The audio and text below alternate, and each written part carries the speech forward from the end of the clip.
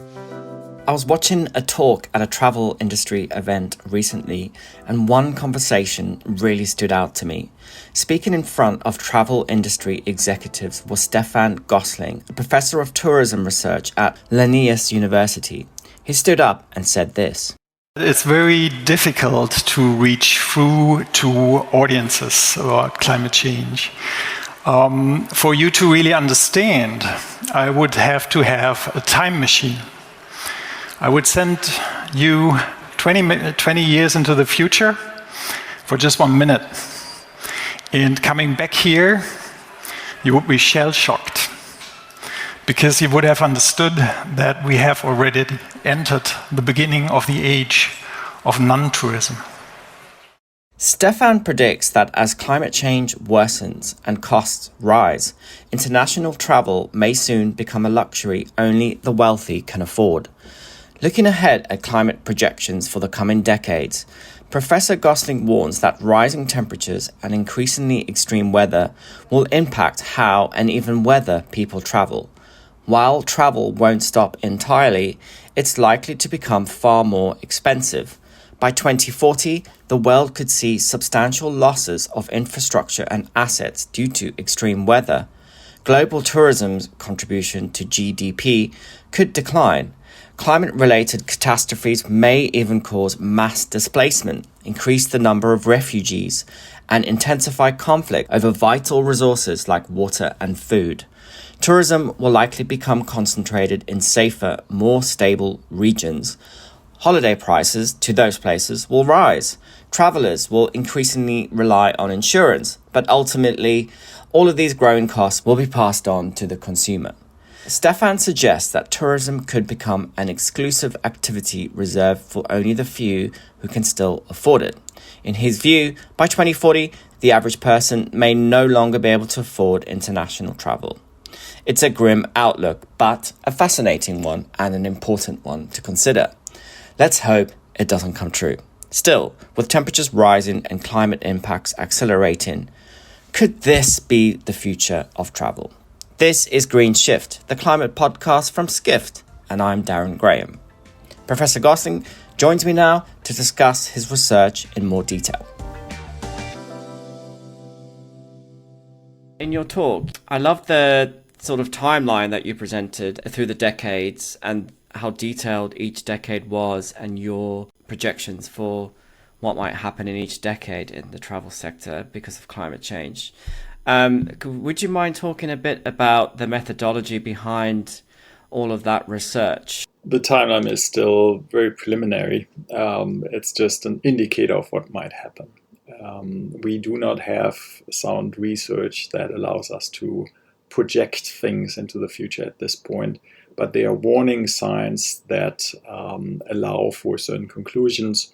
For instance, I was part of a team that wrote a report for the UN World Tourism Organization on tourism and climate change in 2007. It was published in 2008. In that report, we didn't even mention, or we did mention, but there was hardly any evidence of wildfires having any implications for tourism. Think about today, how often we talk about wildfires and how they have impacted tourism in many locations at this point. So things change. It's just from year to year or day to day. It's not something that you will notice. And we do have some good data on how, for example, storms have increased in intensity and frequency, how floodings have become more common, how transport systems have been disrupted by a growing number of different types of impacts, and so on. And all of that we can translate into the future. There's a lot of research also on tourism, on ski tourism and snow availability, how that has changed already. So we see that certain assets are lost, that there are huge costs to industry because of revenue shortfalls. All of that allows us to sort of project a certain understanding of the future. And then in the longer run, of course, we'll probably have something that is instability, social instability, as a result of climate change, we already see a growing number of climate refugees. Entire regions will become unstable, and this is ongoing. So we can presume that things will become worrisome not too far into the future, which in my word is already within 10 years, definitely within 20 years from now. So in your presentation as well, you said businesses should reconsider their business models now. What did you mean when you said that? Is that related to growth? Yes, growth is the elephant in the room, if you want. Unfortunately, we see that tourism is growing rapidly again. Unfortunately, in the climate sense, obviously, we're happy for anyone who gets the chance to travel. But for the climate system, that's a problem because we have a growth rate that is beyond what we can decarbonize annually. And air transport in particular is an issue because a lot of additional air transport takes place. There's no technology upcoming that will resolve this problem. And we see just a very small, modest decarbonization rate per year. So that means that growth is unfortunately the driver of emissions. And we need a new business model because I call it the low profitability model that we have in air transport, the volume growth model, where each traveler only generates a tiny profit margin for airlines. And that is unfortunately not enough to cover the cost of restructuring and transforming air transport towards something more sustainable. So airlines surely don't want this volume growth, really. They need better profitability, but they are driven then by the stock exchange and being noted at stock exchanges. That's also the case for many other tourism companies, such as the cruise companies and large hotel chains. If not growth, then what else is there for businesses? Well, what we want is a tourism system that benefits everyone, I guess. And that means that we should rethink where things go wrong. Obviously, it's the small share of very frequent travelers that is an issue. Because when we talk travel, we always think the whole planet is on the run, but that's not really true. Most people never go on holiday.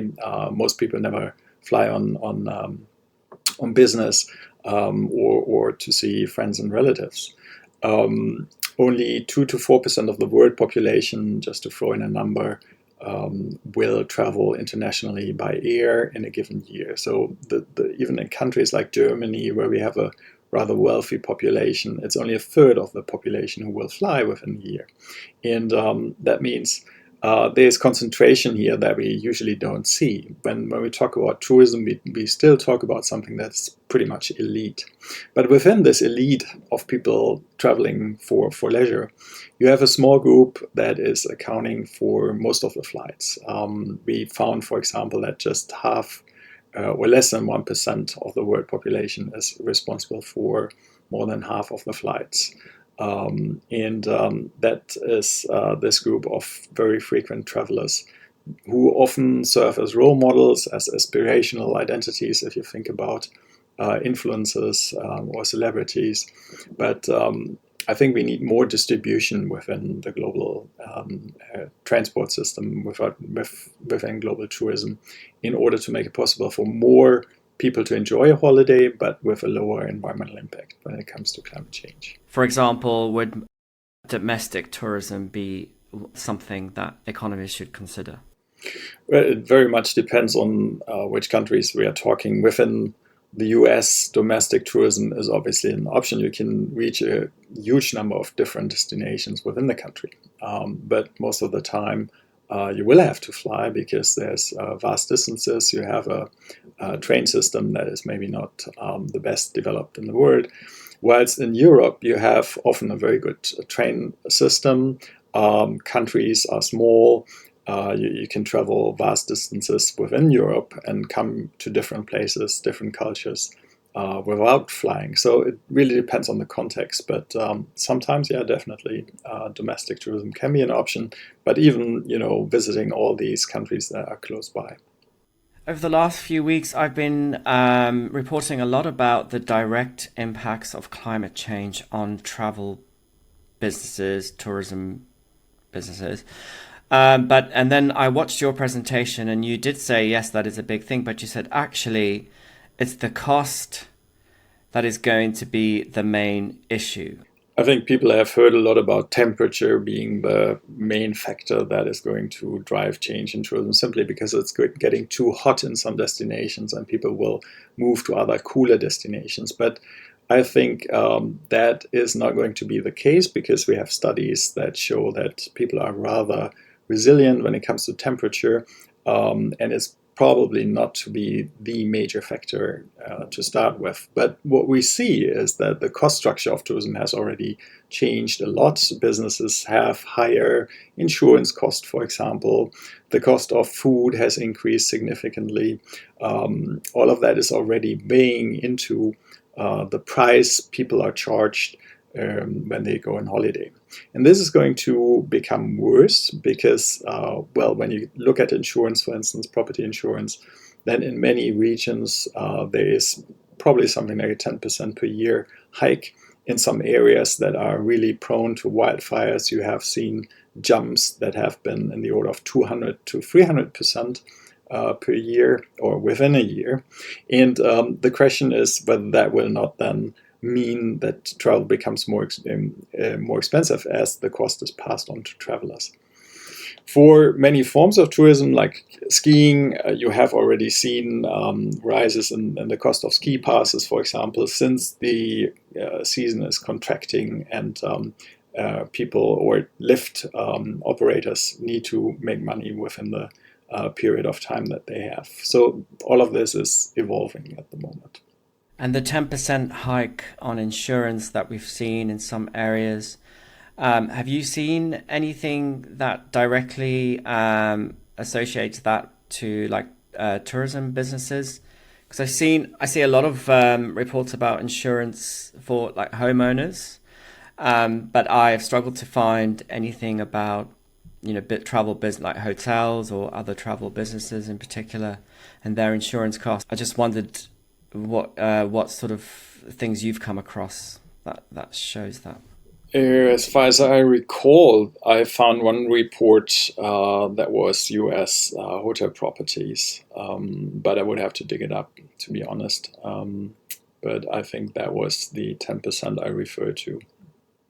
There was nationwide. Obviously, Florida, you will have many areas where you can't insure your property anymore, or at a substantially higher cost. And then also California is the second area where probably there have been some really high increases or significant increases in the insurance cost. I think insurance is, I haven't looked at it that much from a business point of view, but I've spoken to some of the reinsurers about climate change, and they are repeatedly warning insurers that they need to be really careful and be really prepared. So I think, do you think it's just going to become more and more of an issue, the insurance? Yeah, and the changes we are going to see are not necessarily linear.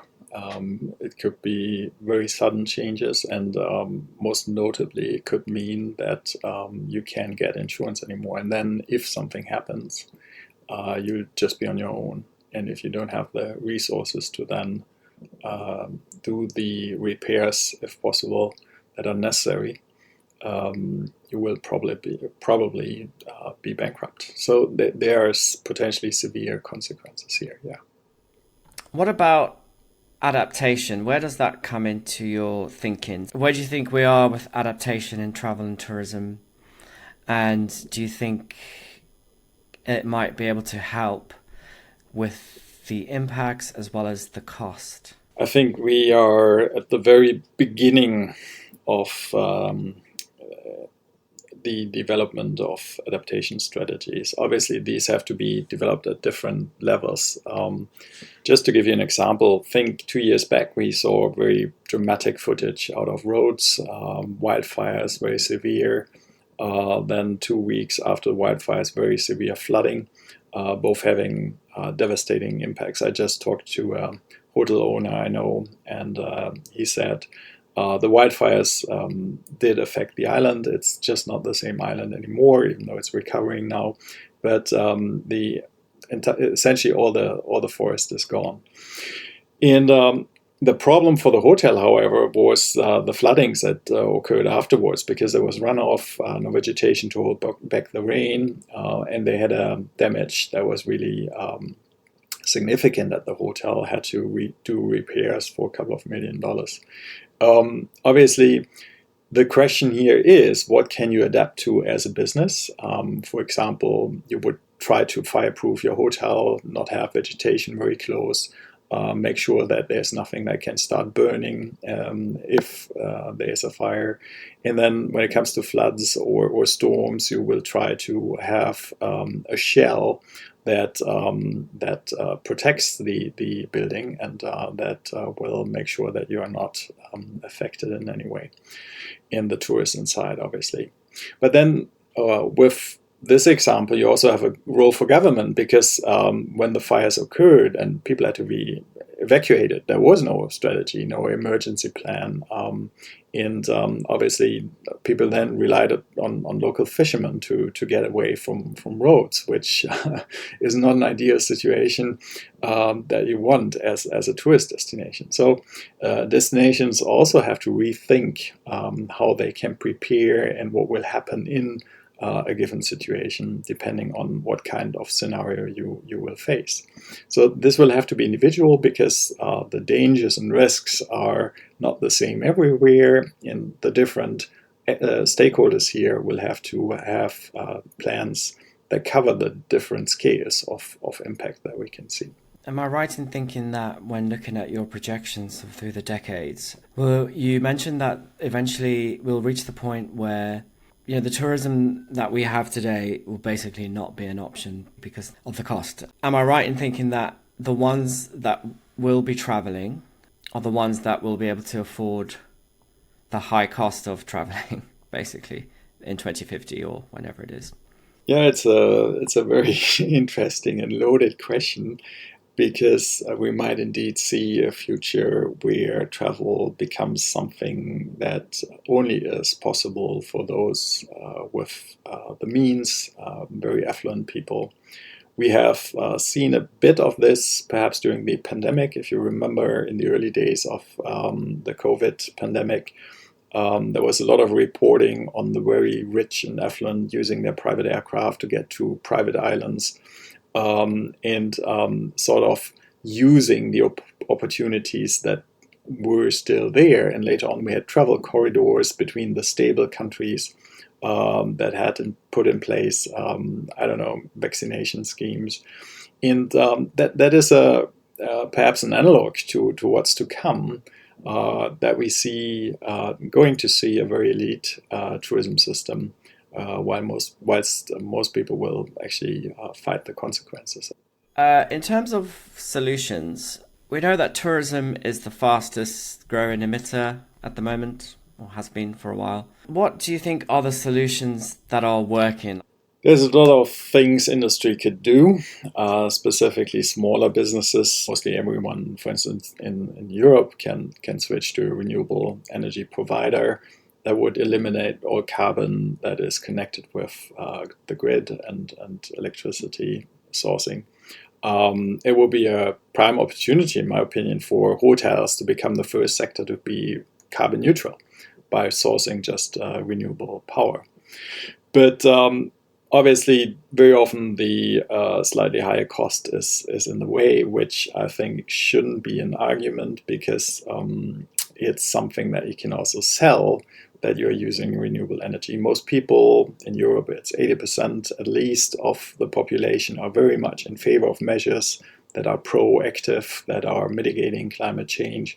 And obviously, you could highlight that as something that your hotel does, and hence the guests will appreciate. Same with food. There are so many strategies that we have where positive communication can really be a game changer, even in terms of your own employees who will love it. All the studies say, but also the guests who probably will reward you with greater loyalty. So that is something where I would like to see more progress, simply because we can do it. And then obviously there will have to be legislation that forces everyone on track when it comes to climate change. And that is a much trickier and thornier issue.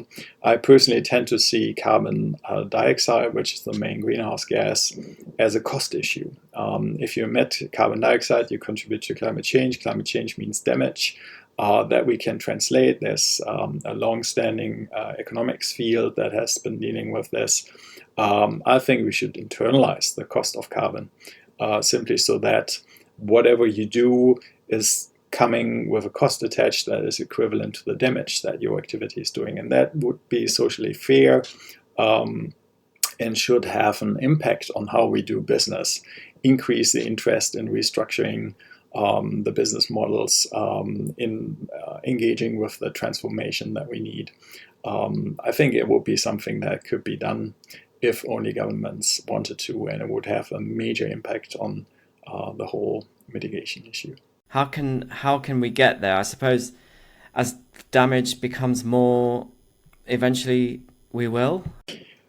I don't know at this point, to be really honest. It's hard to tell. We are seeing a society that's increasingly polarized wherever you look. There is progressive people, there's people reluctant to engage with climate change, thinking other issues should have greater importance. I would hope for us to take measures, because it's not that far into the future that we all are going to feel the consequences in a way that will be dramatic and not to our advantage, whatever you think about climate change. By the way, in your presentation at ITB, I thought it was very compelling when you spoke about airlines and the profitability issue in airlines, and about the decarbonisation of aviation. And you asked who's going to pay. It's not going to be airlines, because they don't have the money. So do you think it will be like the customers that want to fly, or do you think they'll get more subsidies? I just don't think we'll see the transition. The problem is that we have seen how some legislation that was supposed to make business become greener has already been removed, because moving closer to the deadlines that had been set for businesses to stay below certain thresholds couldn't be achieved. Then policymakers have simply said, okay, they can't do it, and we probably will withdraw the legislation that we had put on the table. And we see that with different types of legislation, from cruise ships in Norwegian fjords that were supposed to be carbon-free or emissions-free, that has been backtracked, or the timelines have been changed, to European car makers and plans to be fully decarbonized for new car registrations by, I think, 2030 or 2035. That has been changed. There is no money, in one word, and governments don't have it, airlines don't have it.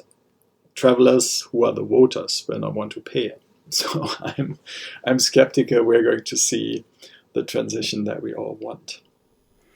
So, to sum up, there's no sign that emissions are slowing down. Things are going backtrack, left, right, and centre. There's no money. Businesses are struggling to decarbonise for various reasons, various different reasons. But at the same time, the cost of climate change is rising and rising and rising. And actually, in your view, that is now the key thing that we need to be thinking about, the cost.